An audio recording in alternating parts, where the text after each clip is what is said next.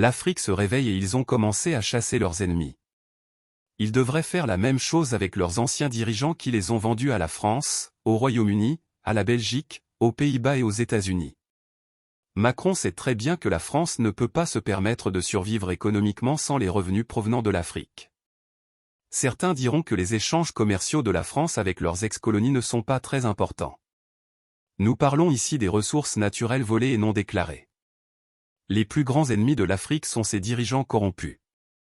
Au cœur de l'Afrique, un réveil fervent se produit. Les masses opprimées, depuis longtemps accablées par les chaînes du colonialisme et du néocolonialisme, ont commencé à se lever. C'est une lutte qui résonne à travers ce vaste et diversifié continent, une lutte que Che Guevara lui-même aurait sans aucun doute soutenue. L'Afrique, une terre riche en ressources et en potentiel, a été trop longtemps soumise aux intérêts prédateurs des puissances étrangères, notamment la France, le Royaume-Uni, la Belgique, les Pays-Bas et les États-Unis. L'héritage impérialiste de ces nations persiste dans l'exploitation de la richesse naturelle de l'Afrique, qui reste largement non déclarée dans les statistiques commerciales officielles. Ce pillage clandestin est le témoin de la poursuite de l'impérialisme économique. La France, en particulier, maintient une emprise étroite sur ses anciennes colonies africaines, qu'elle considère toujours comme son arrière-cour. Le gouvernement français, dirigé par le président Emmanuel Macron, sait très bien que sa survie économique dépend en partie des vastes revenus qu'il tire de l'Afrique.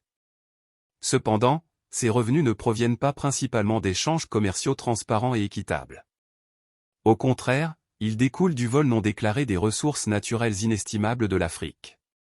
Pour affronter cette situation précaire, le peuple d'Afrique doit reconnaître ses véritables ennemis.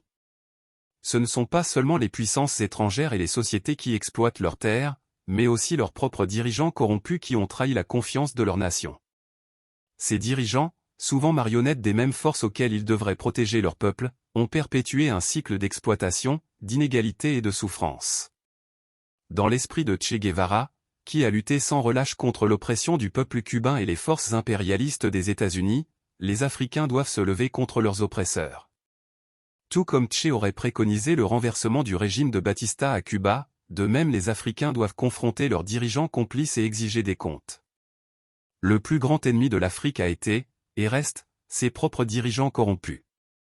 Pourtant, l'éveil de l'Afrique n'est pas seulement une lutte pour la justice économique, mais aussi un combat pour l'autodétermination et la souveraineté.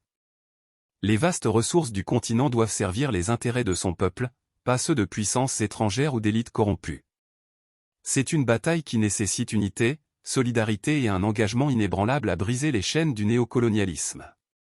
En conclusion, l'éveil de l'Afrique est un mouvement qui résonne avec l'esprit révolutionnaire de Che Guevara. C'est un appel à l'action contre l'exploitation et l'oppression qui ont affligé le continent depuis trop longtemps. Le peuple d'Afrique doit non seulement défier les puissances étrangères, mais aussi tenir ses propres dirigeants responsables de leur complicité dans cette injustice.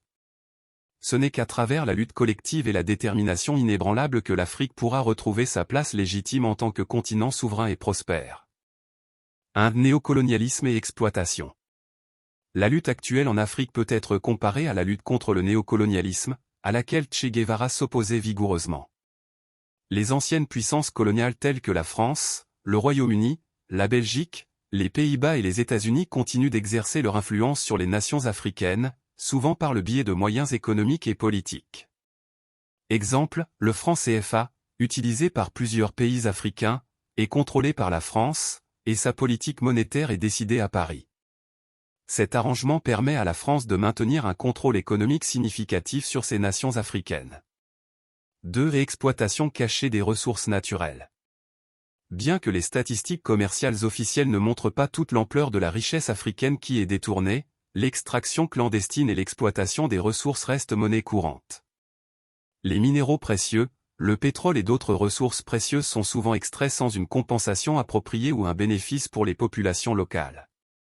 Exemple, les minéraux de conflit en République démocratique du Congo ont été exploités pendant des années pour alimenter le commerce international, avec peu de bénéfices pour le peuple congolais.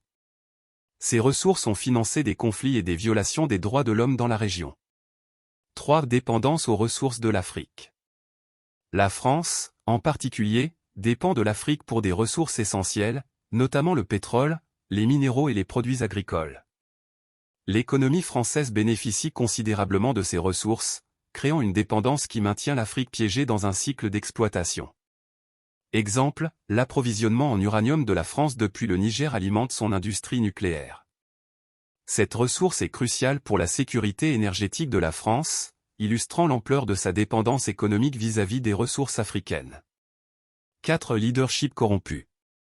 Les Africains se retrouvent souvent trahis par leurs propres dirigeants, qui collaborent avec des puissances étrangères pour leur propre enrichissement. Ces élites corrompues maintiennent le pouvoir en perpétuant des systèmes d'inégalité et d'oppression. Exemple, le régime de Mobutu Sese Seko dans l'ancien Zaïre, aujourd'hui la République démocratique du Congo, a collaboré avec des puissances et des sociétés occidentales tout en accumulant une immense richesse, laissant le pays appauvri et déstabilisé. 5. L'appel à l'unité et à l'autodétermination. La philosophie révolutionnaire de Che Guevara mettait l'accent sur l'importance de l'unité parmi les opprimés. Tout comme il a combattu aux côtés de Fidel Castro pour libérer Cuba de l'impérialisme américain, les Africains doivent s'unir pour briser les chaînes du néocolonialisme et reconquérir leur souveraineté.